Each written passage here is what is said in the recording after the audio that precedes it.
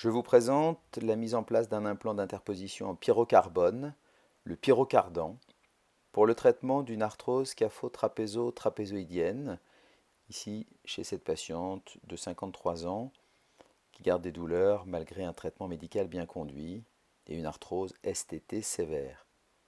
L'abord est antérieur, dans la gaine du tendon FCR. On associe souvent une ténosynovectomie car la ténosynovite est fréquemment associée à cette arthrose STT. On s'étend en distal à travers les muscles de l'éminence sténare. Le tendon va plonger en direction du deuxième métacarpien. On est au niveau de l'articulation scapho-trapézo-trapézoïdienne et on va ensuite ouvrir la capsule articulaire pour exposer l'articulation. Le pouce est tracté. On va faire une résection du trapèze et du trapézoïde, particulièrement de la corne latérale du trapèze et médiale du trapézoïde. On va donc ainsi transformer une surface concave en une surface convexe qui va pouvoir recevoir cet implant d'interposition.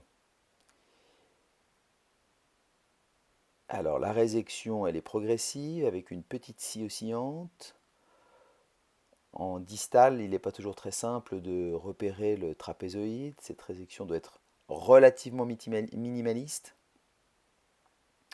Et on va compléter cette résection à la pince-gouge et avec l'utilisation d'une petite fraise boule qui va nous permettre d'arrondir un petit peu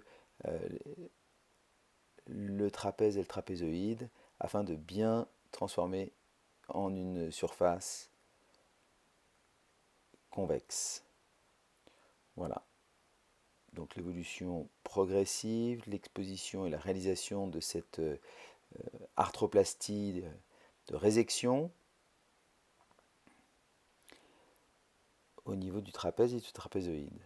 Et au niveau du scaphoïde, seules des résections osseuses ont été réalisées en périphérie. Alors ensuite, on met cet implant qui présente une double concavité. On choisit d'abord parmi une gamme d'implants d'essai la taille la plus appropriée. Ici, c'était une taille 14 mm sur un petit pouce qui s'adapte relativement bien face au scaphoïde. On a donc une double concavité sur cet implant, une concavité antéro-postérieure qui s'applique en regard du scaphoïde et une concavité latéromédiale qui s'applique en face du trapèze et du trapézoïde qui ont été travaillés pour recevoir cette concavité de l'implant. Voilà l'aspect péropératoire avec la mise en place de cet implant d'interposition. On ferme ensuite soigneusement la capsule articulaire et on va ensuite fermer la gaine du tendon flexor carpi radialis. Ensuite, on réalisera une suture cutanée et la patiente sera immobilisée d'abord dans une petite attelle plâtrée pour 8 jours et ensuite une petite attelle amovible que je maintiens jusqu'au 45e jour post-opératoire. Elle débutera une rééducation au terme de son immobilisation, mais avec son attelle, elle peut utiliser son pouce. Voici l'aspect scopique post-opératoire immédiat, péropératoire.